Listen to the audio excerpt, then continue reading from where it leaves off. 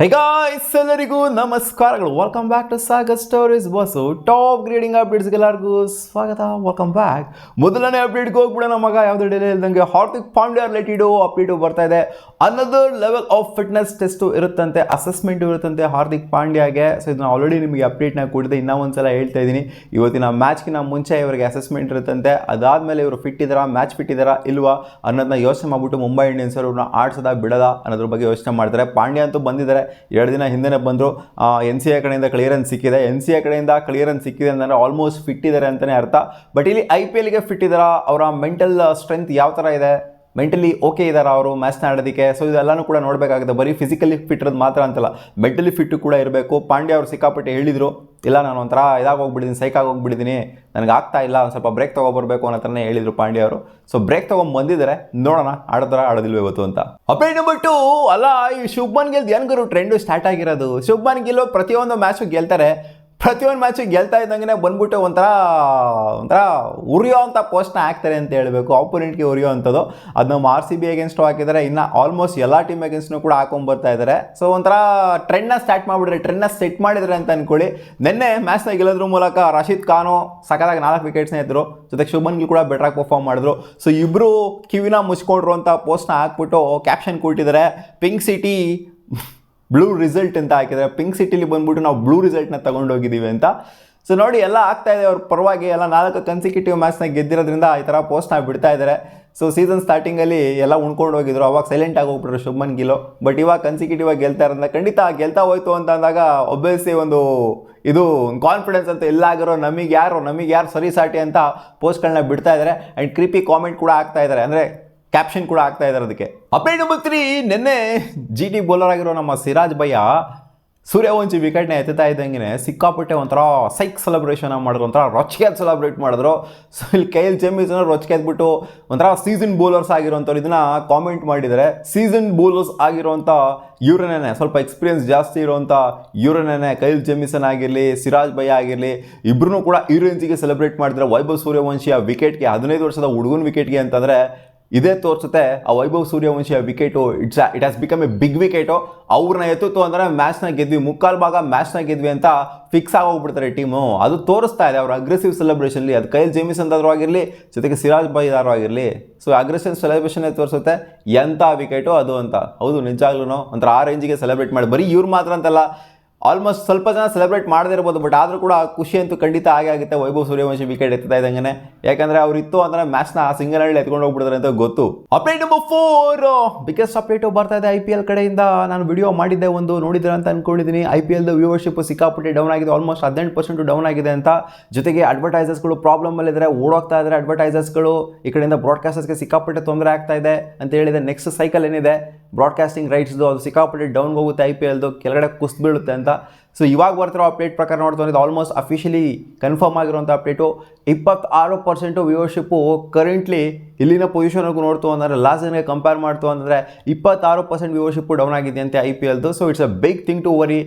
ಸಿಕ್ಕಾಪಟ್ಟೆ factors affect ಮಾಡಿದೆ ಅಂತ ಅಂದ್ಕೊಳ್ಳಿ. ಇಂಪ್ಯಾಕ್ಟ್ ಪ್ಲೇಯರ್ ರೂಲ್ ಆದರೂ ಆಗಿರ್ಬೋದು, ಬಿಡೋಗರು ಜಾಸ್ತಿ ಹೊಡಿತಾರೆ, ಇವರು ಜಾಸ್ತಿ ಹೊಡಿತಾರೆ, ಚೇಸ್ ಆಗುತ್ತೆ. 260 ಚೇಸ್ ಆಗ್ತಿರೋ ವಿಚಾರದಲ್ಲಾರು ಆಗಿರ್ಬೋದು, ವ್ಯೂವರ್ಶಿಪ್ ಕಮ್ಮಿ ಆಗಿರ್ಬೋದು ಅಂತ ಸ್ವಲ್ಪ ಜನಕ್ಕೆ ಅನ್ಸ್ಬೋದು. ಬಟ್ ಫ್ಯಾಂಟಸಿ ಅಪ್ಲಿಕೇಶನ್ಗಳ ಬ್ಯಾನ್ ಇದೆ, ಇದು ಮೇಯ್ನ್ ರೀಸನ್ನು. ಯಾಕಂದರೆ ಬೆಟ್ ಮಾಡ್ಕೊಂಡು ಸುಮಾರು ಜನ ಮ್ಯಾಚ್ ನೋಡೋರು. ಸೊ ಅದೆಲ್ಲ ಒಂಥರ ಕೊಲ್ಯಾಪ್ಸ್ ಆಗೋಗ್ಬಿಡ್ತು.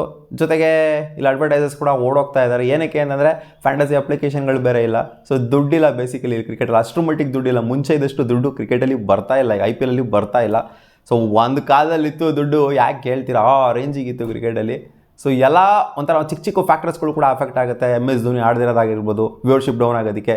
ಸೊ ಇವೆಲ್ಲ ಮೈನ್ ರೀಸನ್ಸ್ಗಳು. ಅಪ್ಡೇಟ್ ನಂಬರ್ 5, ಕ್ಲಾಸಲ್ಲಿ ಒಂದು ಸ್ಟೇಟ್ಮೆಂಟ್ ಹಾಕಿಕೊಟ್ಟಿದ್ದಾರೆ, ನಾವು ಟಾಪ್ ಆಫ್ ದ ಟೇಬಲಲ್ಲಿ ಇರ್ಬೋದು ಮಗ, ಆದರೆ ಇನ್ನೂ ಡನ್ ಆಗಿಲ್ಲ ನಾವು. ಅಂದರೆ ನಾವೇನು ಮುಗಿಸ್ಬಿಟ್ಟಿದ್ದೀವಿ ಅಂತಲ್ಲ, ಕೆಲಸ ಇನ್ನೂ ಬಾಕಿ ಇದೆ, ಕೆಲಸ ಮುಗಿದಿಲ್ಲ. ಟಾಪ್ ಆಫ್ ದ ಟೇಬಲ್ ಇದ್ದೀವಿ, ಬಟ್ ಯಾವಾಗ ಟಾಪ್ ಆಫ್ ದ ಟೇಬಲ್ ಇದ್ದಾಗ ಖುಷಿ ಪಡಬೇಕು ಅಂದರೆ ಸೀಸನ್ ಎಂಡ್ ಆಗುವಂಥ ಟೈಮಲ್ಲಿ. ಅಂದರೆ ಲೀಗ್ ಸ್ಟೇಜು ಎಂಡ್ ಆಗುವಂಥ ಟೈಮಲ್ಲಿ ನಾವು ಯಾವ ಪೊಸಿಷನಲ್ಲಿ ಇರ್ತೀವಿ ಅದು ತೀರಾ ಖುಷಿ ಕೊಡುತ್ತೆ. ನಾವು ಫಸ್ಟ್ ಪೊಸಿಷನ್ ಅವಾಗಿದ್ವಿ ಅಂದರೆ ಅದು ಖುಷಿ ಕೊಡುತ್ತೆ.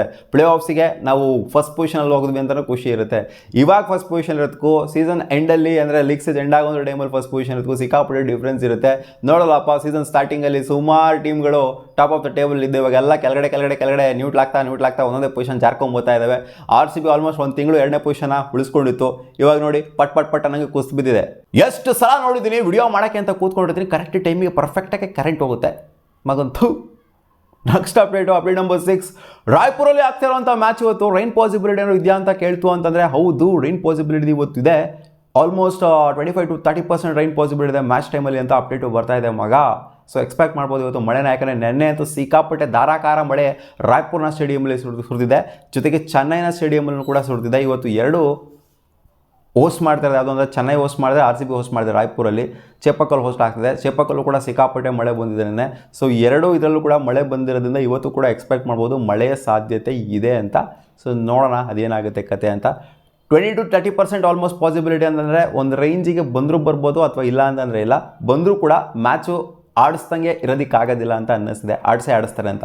ಅಪ್ಡೇಟ್ ನಂಬರ್ 7, ಪ್ಯಾಟ್ ಕಮಿನ್ಸ್ ಅವರು ಸನ್ರೈಸರ್ಸ್ ಹೈದರಾಬಾದ್ ಬಗ್ಗೆ ಮಾತಾಡಿದರೆ, ಸೊ ಈ ಒಂದು ಯೂನಿಟಲ್ಲಿ ಏನಿದ್ದಾರೆ ಪ್ಲೇಯರ್ಸ್ಗಳು, ಸೊ ಎಲ್ಲ ಒಂಥರ ವೆಲ್ ಥರನೇ ಆಗೋಗ್ಬಿಟ್ಟಿದ್ದಾರೆ ನನಗೆ. ಸೊ ಇವಾಗ ನಾನು ಏನೇ ಒಂದು ಡಿಸಿಷನ್ನ ತೊಗೊಂತು ಅಂತಂದ್ರೂ ಒಂಥರ ಅದು ಈಸಿ ಆಗಿರುತ್ತೆ. ಪ್ಲೇಯರ್ಸ್ಗಳು ಇಂಟ್ರಾಕ್ಷನ್ ಇದೆ, ಆ ಒಂದು ಟೀಮ್ ಎನ್ವೈರನ್ಮೆಂಟ್ ಏನಿದೆ, ಸೊ ಇದು ತುಂಬ ಚೆನ್ನಾಗಿದೆ SRH ಅಂತ ಬಂದಾಗ. ಆ್ಯಂಡ್ SRHನು ಕೂಡ ಟೀಮ್ ಓನರ್ಸ್ನು ಕೂಡ ಸಿಕ್ಕಾಪಟ್ಟೆ ಒಂಥರ ಹೇಳಿದ ಮಾತಿಗೆ ಕೇಳೋ ಥರ ಇದ್ದಾರೆ, ಜೊತೆಗೆ ಅವ್ರು ಹೇಳಿದ್ದು ನಾನು ಕೂಡ ಕೇಳೋ ಥರ ಇದ್ದೀನಿ. ಸೊ ಒಂಥರ ಎಲ್ಲ ಒಂಥರ ಎನ್ವೈರನ್ಮೆಂಟ್ ಅನ್ನೋದು ಒಂಥರ ಜಾವಿಯಲ್ ಆಗಿದೆ. ಅದು ಓನರ್ಸ್ ವಿಚಾರದಲ್ಲಾಗಿರೋ ಕೂಡ ಅಷ್ಟೇ, ಪ್ಲೇಯರ್ಸ್ ವಿಚಾರದಲ್ಲಿ ಕೂಡ ಆಗಿದ್ರು ಅಷ್ಟೇ. ಅದಕ್ಕೋಸ್ಕರನೇ ಈ ಥರ ನಾವು ಟೀಮ್ನ ಸಖತ್ತಾಗಿ ತೊಗೊಂಡು ಹೋಗೋಕ್ಕಾಗ್ತಾ ಇರೋದು. ಸಕ್ಸಸ್ಸು ಕೂಡ SRH ನನ್ನ ಕ್ಯಾಪ್ಟನ್ಸಿಗೆ ಬಂದಾಗಿಂದ ಏನಕ್ಕೆ ನೋಡ್ತಾ ಇದ್ದೀವಿ ಅಂತಂದರೆ ಟೀಮ್ ಚೆನ್ನಾಗಿದೆ, ಜೊತೆಗೆ ಓನರ್ಸು ಕೂಡ ಸಖತ್ತಾಗಿದ್ದಾರೆ, ಆ್ಯಂಡ್ ಎಲ್ಲ ಕೂಡ ನನ್ನ ಕೈಗೆ ಬರ್ತಾ ಇದೆ. ಸೊ ಅದಕ್ಕೋಸ್ಕರ ಚೆನ್ನಾಗಿದೆ ಅಂತ ಹೇಳಿದ್ದಾರೆ. ಅಪ್ಡೇಟ್ ನಂಬರ್ 8, ವಿರಾಟ್ ಕೊಹ್ಲಿ ಅವರ ವಿಕೆಟು ಬಿತ್ತಲ್ಲಪ್ಪ ಪ್ರಿನ್ಸ್ ಯಾದವ್ಗೆ LSG ಅಗೇನ್ಸ್ಟ್. ಸೊ ಈ ವಿಕೆಟಿಂದ ಸಿಕ್ಕಾಪಟ್ಟೆ ಇಂಪ್ರೆಸಿವ್ ವಿಕೆಟ್ ಆಗಿತ್ತು ವಿರಾಟ್ ಕೊಹ್ಲಿಗೆ. ಸಿಕ್ಕಾಪಟ್ಟೆ ಸ್ಟಂಡ್ ಆಗೋಗ್ಬಿಟ್ರು, ಶಾಕ್ ಆಗೋಗ್ಬಿಟ್ರು ವಿರಾಟ್ ಕೊಹ್ಲಿ ಅವರು. ಅದು ಎವಿಡೆಂಟಾಗಿ ಕಾಣಿಸ್ತಾ ಇತ್ತು. ಅವ್ರ ಬಾಲ್ ಬಂದು ಒಳಗಡೆ ಹೋಯ್ತೋ, ಹೆಂಗೆ ವಿಕೆಟಿಗೆ ತಗಲುತ್ತೋ ಅವರಿಗೆ ಗೊತ್ತಾಗಲಿಲ್ಲ. ಒಂದು ಶಾಕಿಂಗ್ ರಿಯಾಕ್ಷನ್ ವಿರಾಟ್ ಕೊಹ್ಲಿ ಅವರ ಮುಖದಲ್ಲಿ ಇತ್ತು. ಭರತ್ ಅರುಣ್ ಅವರು ಕನ್ಫರ್ಮ್ ಮಾಡಿದರೆ ವಿರಾಟ್ ಕೊಹ್ಲಿ ಅವರು ಏನು ಡಿಸ್ಕಸ್ ಮಾಡಿದ್ರು ಅವ್ರ ಜೊತೆಗೆ ಅಂತ. ಪ್ರಿನ್ಸ್ ಯಾದವ್ ರಿಲೇಟೆಡ್ ಡಿಸ್ಕಸ್ ಮಾಡಿದ್ರಂತೆ. ಏನು ಗುರು ಈ ಥರ ಬೌಲಿಂಗ್ ಎಲ್ಲ ಮಾಡ್ತಾರೆ, ಸೊ ಈ ಥರ ಬೌಲಿಂಗ್ನ ಮಾಡಬೇಕು ಅಂದರೆ ಸಿಕ್ಕಾಪಟ್ಟೆ ಎಕ್ಸ್ಪೀರಿಯನ್ಸ್ ಇರಬೇಕು. ಆ್ಯಂಡ್ ಈ ಯಂಗ್ಸ್ಟರು ಈ ಥರ ಬೌಲಿಂಗ್ನ ಮಾಡ್ತಾರೆ ಅಂತ ನನಗಂತೂ ಅನಿಸ್ಲೇ ಇಲ್ಲ. ಅದು ಬಾಲ್ ಬಿದ್ದು ಈ ಥರ ಒಳಗೆ ಬರುತ್ತೆ ಅಂತ ನಾನು ಅಂದ್ಕೊಂಡೇ ಇರಲಿಲ್ಲ. ಪೊಸಿಷನ್ನು, ಆ ಸೀಮು, ಆ ಪೊಸಿಷನ್ನು ಸಿಕ್ಕಾಪಟ್ಟೆ ಇಂಪಾರ್ಟೆಂಟ್ ಒಬ್ಬ ಬೌಲರ್ಗೆ. ಈ ಥರ ಒಂದು ಬಾಲ್ನ ಬಿಡಬೇಕು ಅಂತ ಅಂದಾಗ, ಸೊ ಈ ಥರ ಬಾಲ್ನ ಬಿಟ್ರಲ್ಲ ನಜ್ಜಿ, ಕಳೆದೋಗ್ಬಿಟ್ಟೆ ನಾನು ಪ್ರಿನ್ಸ್ ಯಾದವ್ಗೆ ಅಂತ ವಿರಾಟ್ ಕೊಹ್ಲಿ ಅವರು ಇಂಪ್ರೆಸ್ ಆದ್ರಂತೆ. ಅಂದರೆ ನನ್ನ ಮಗ ಹೆಂಗು ನನ್ನ ವಿಕೆಟ್ ಆಯ್ತು ತಾನೆ, ಚಿಕ್ಕ ಹುಡುಗ ನನ್ನೇ ಗುರು ಅಂತ ಅಂತಾನೆ ಬಂದ್ಬಿಟ್ಟು ನನ್ನ ವಿಕೆಟ್ನ ಆಯ್ತಾನಲ್ಲ, ಏನಿದು ಕತೆ ಅಂತ ಆ ಥರ ಮಾತಾಡಿಲ್ಲ. ನನಗೆ ಇಂಪ್ರೆಸ್ ಆಯಿತು ಅವರ ಬೋಲ್ ಅಂತ ಹೇಳಿದ್ದಾರೆ. ಅಪ್ಡೇಟ್ ನಂಬರ್ 9, ಮೈಕಲ್ ಕ್ಲಾರ್ಕ್ ಒಂದು ಸ್ಟೇಟ್ಮೆಂಟ್ ಆಗಿ ಕೊಟ್ಟಿದ್ದಾರೆ. MS ಧೋನಿ ರಿಟೈರ್ಮೆಂಟ್ ಆದ ನಂತರ ಅವರು ಕ್ರಿಕೆಟ್ನ ತಲೆನೂ ಕೂಡ ಹಾಕೋದಿಲ್ಲ, ಕ್ರಿಕೆಟ್ ಕಡೆ ತಲೆನೂ ಕೂಡ ಹಾಕೋದಿಲ್ಲ. ಕೋಚಿಂಗ್ ಆಗಿರಲಿ, ಕಾಮೆಂಟೆಂಟ್ ಅಂತೂ ಮಾಡೋದೇ ಇಲ್ಲ ಅವರು. ನನಗದು ಎಕ್ಸ್ಪೆಕ್ಟೇಷನು ಕೂಡ ಇಲ್ಲ. ಐ ಕಾಂಟ್ ಇಮ್ಯಾಜಿನ್ ಹೆಂಗೆ ಕೋಚಿಂಗ್ ಅಂತಲೂ ಕೂಡ ಹೇಳಿದ್ದಾರೆ. ಸೊ ಏನೂ ಕೂಡ ಮಾಡೋದಿಲ್ಲ. ಒಂಥರ ಕ್ರಿಕೆಟ್ನ ಬಿಟ್ಬಿಟ್ಟು ದೂರ ಹೊಡ್ಕೊಂಡ್ಬಿಡ್ತಾರೆ MS ಧೋನಿ ಅವರು ಅಂತ ಹೇಳ್ತಿದ್ದಾರೆ. ಗುರು MS ಧೋನಿಗೆ ತಲೆಯಲ್ಲಿ ಏನೂ ಬಂದೇ ಇರೋದಿಲ್ಲ, ನೀವೇ ಎಲ್ಲ ಹೇಳ್ಬಿಡ್ತಿರಲ್ಲ. ಹೌದು, ಕಾಮೆಂಟ್ರಿ ಏನೋ ಮಾಡಲ್ಲ ಅಂತ ನಮಗೂ ಕೂಡ ಅನ್ನಿಸಿದೆ. ಕೋಚಿಂಗ್ ಮಾಡಲ್ಲ ಅಥವಾ ಕ್ರಿಕೆಟ್ ಹತ್ರ ಸುಳಿಯೋದೇ ಇಲ್ಲ, ಕ್ರಿಕೆಟ್ ಬಗ್ಗೆ ಮಾತಾಡೋದೇ ಇಲ್ಲ, ಅಥವಾ ಒಂಥರ ಮ್ಯಾಚ್ಗಳಿಗೂ ಬರಲ್ಲ ಅನ್ನೋ ಥರ ಹೇಳ್ತಾ ಇದ್ದಾರಲ್ಲ. MS ಧೋನಿ ಇವರೇ ಐಡಿಯಾ ಕೊಟ್ಟಂಗೆ ಅದು, ನೀನು ಬರಬೇಡ ಗುರು, ನೀನು ಹೋಗ್ಬಿಡೋ ಗುರು ಅನ್ನೋ ಥರ ಇರ್ತದೆ. ಸುಮ್ಮನೆ ಇರ್ರಿ ಗುರು, ನಾವು MS ಧೋನಿ ನೋಡೋದಕ್ಕೆ ಇಷ್ಟಪಡ್ತೀವಿ. ಚೆನ್ನೈ ಸೂಪರ್ ಕಿಂಗ್ಸ್ ರಿಟೈರ್ಮೆಂಟ್ ಮೇಲೆ ಕೊಟ್ಟರು ಕೂಡ ನಾವು ಕಾಮೆಂಟ್ರಿಯಲ್ಲೋ ಅಥವಾ ಕೋಚಿಂಗಲ್ಲೋ ಎಲ್ಲೋ ಒಂದು ಕಡೆ ನೋಡೋದಕ್ಕೆ ಇಷ್ಟಪಡ್ತೀವಿ. ಕಳೆದೋಗೋದು ಇಷ್ಟ ಇಲ್ಲ ನಮಗೆ MS Dhoni. Update number 10, Harshdeep Singh ಅವರಿಗೆ BCCI ಅವರು ಸ್ಟ್ರಾಂಗ್ ಆಗಿ ವಾರ್ನಿಂಗ್ನ ಮಾಡಿದ್ರಂತೆ. ಹಮ್ಮಿಕೊಂಡು ವ್ಲಾಗಿಂಗ್ ಮಾಡೋದನ್ನ ನಿಲ್ಸಪ್ಪ ನೀನು ಕಂದ, ನೀನೇನೋ ಸಿಕ್ಕಿದೆಲ್ಲ ತಗೊಂಬಂದ್ಬಿಟ್ಟು ಹಾಕ್ಬೇಡ, ಇಲ್ಲಿ ನಮಗಿಲ್ಲಿ ಗೂಟ ಇಕ್ತಾವ್ರಲ್ಲಿ. BCCI ಬುಡಕ್ಕೆ ಬರ್ತದೆ ಲಾಸ್ಟಿಗೆ. ನೀವೇನು ಮಾಡ್ತಾ ಇದ್ದೀರಾ, BCCI ಅವರು ಈ ಥರ ಎಲ್ಲ ಮಾಡ್ತಿದ್ದಾರೆ. ಪ್ಲೇಯರ್ಸ್ಗಳು ವೇಪ್ ಮಾಡೋದು ಹೌದು ಗುರು, ಚಾಲನೆ ಕೂಡ ಆ ಒಂದು ಪ್ಲೇನಲ್ಲಿ ಅಂತ ಕಾಣಿಸಿದೆ. ವೇಪ್ ಮಾಡ್ಬೇಕಾದ್ರೆ ಸಿಗಾಕೊಂಡ್ರು. ಸೊ ಇವರೆಲ್ಲ ವೇಪ್ ಮಾಡ್ತಾ ಇದ್ದಾರೆ, ಇಲ್ಲಿ ಇವ್ರು ವೇಪ್ ಮಾಡ್ತಾರೆ, ಅವ್ರು ವೇಪ್ ಮಾಡ್ತಾರೆ, ಎಲ್ಲ ಬೀಡಿಯೋ ಸಿಗರೇಟ್ ಹೊಡ್ಕೊಂಡು ಓಡಾಡ್ತಾವ್ರೆ ಅಲ್ಲಿ. ಇದನ್ನ ವ್ಲಾಗಿಂಗ್ ಎಲ್ಲ ಮಾಡ್ತಾವ್ರೆ. ಏನು ಗುರು, ಏನೋ ಆ್ಯಕ್ಷನ್ ತೊಗೊಂತಿಲ್ವ BCCI ಅದು ಇದು ಅಂತೆಲ್ಲ. ಇವಾಗ ನಮ್ಮ ಬುಡಕ್ಕೆ ಬರುತ್ತೆ, ನೀವು ಮಾಡಿದ್ರು ಕೂಡ ನಮ್ಮ ಬುಡಕ್ಕೆ ಬರುತ್ತೆ. ಅದಕ್ಕೋಸ್ಕರ ನೀನು ಪುಣ್ಯಾತ್ಮ, ನೀನು ವ್ಲಾಗಿಂಗೇ ಮಾಡಬೇಡ, ನೀನು ಸಿಕ್ಕಿದೆಲ್ಲ ತಗೊಂಬಂದು ಆಗ್ತಾ ಇರ್ತೀಯ ಅಂತ ಇವರಿಗೆ ವಾರ್ನಿಂಗ್ನ ಕೊಟ್ಟಿದ್ದಾರಂತೆ. ನೋಡೋಣ ಇನ್ಮೇಲೆ ಅಲರ್ಟಾಗಿ ವ್ಲಾಗಿಂಗ್ನ ಮಾಡ್ತಾರೋ ಅಥವಾ ವೇಪ್ ಮಾಡೋದು, ಎಣ್ಣೆ ಹೊಡೆಯೋದು ಇಂಥದ್ದೆಲ್ಲ ತಗೊಂಬಂದು ಹಾಕ್ತಾರೋ ಅಂತ. ಮತ್ತೆ ಸಿಗುವ ಮುಂದಿನ ವಿಡಿಯೋದಲ್ಲಿ.